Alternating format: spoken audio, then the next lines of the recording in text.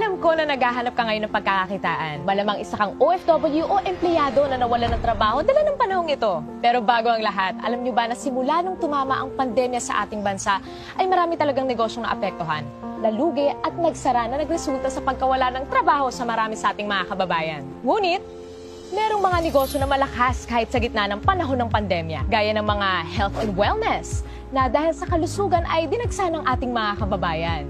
At pagkain din na bumubusog sa ating katawan.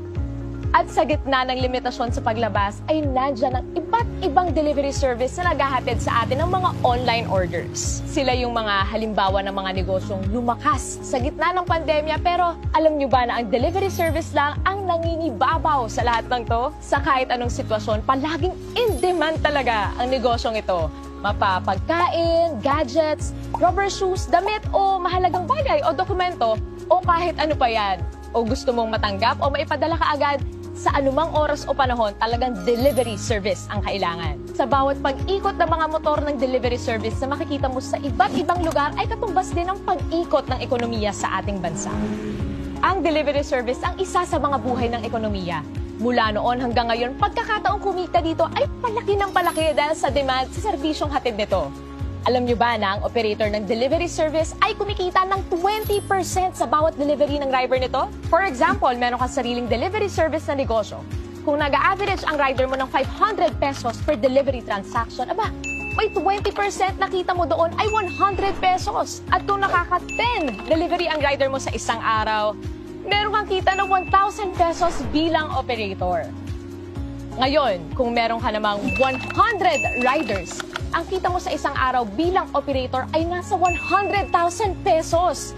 Ganon kalaki ang kita bilang isang operator. Paano nga ba maging isang operator at magkaroon ng sariling delivery service na negosyo? Hindi biro ang magtayo ng isang delivery service na negosyo. Unang-una, kailangan mo ng malaking kapital na mahigit 30 million para iset up ang opisina at maghanap ng mga empleyado para sa operations nito.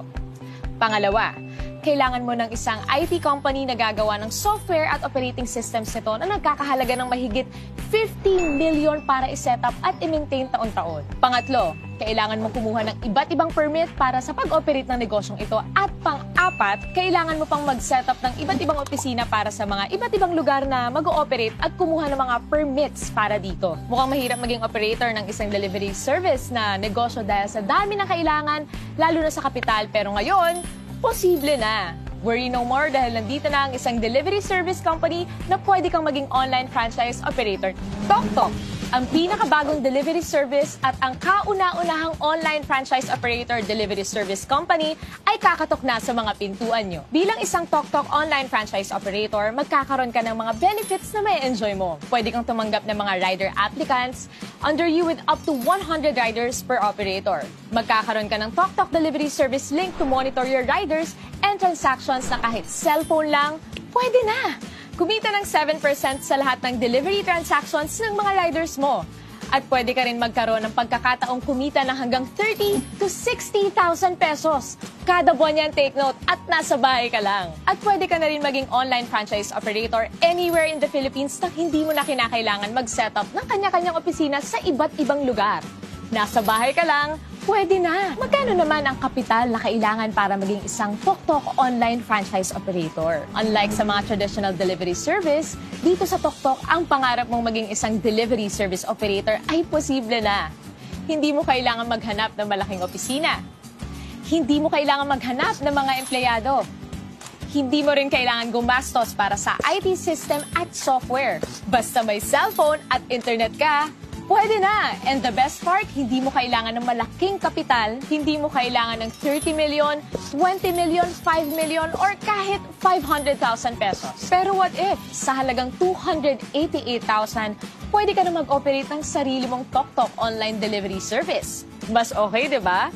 Huwag ka muna mag-celebrate dahil naintindihan ni TokTok ang pinagdadaanan ng karamihan sa ating mga kababayan sa panahong ito. Kaya from 288,000, ginawa na lang nilang 58,888 ang kapital.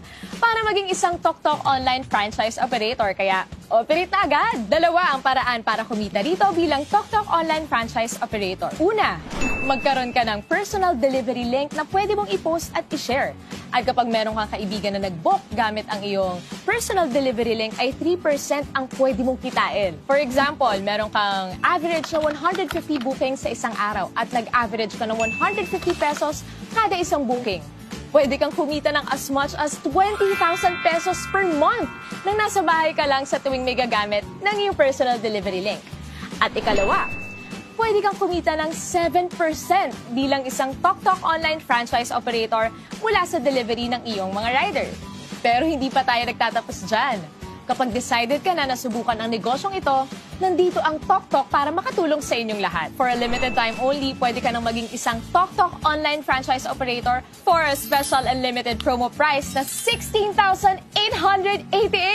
All in na yan! Wow na wow talaga! Tandaan, promo lang to at kung gusto mong simulan ang negosyong ito para sa mga iba na nakaka-excite na impormasyon, kontakin mo lang ang taong nagpakilala sa'yo ng negosyong ito.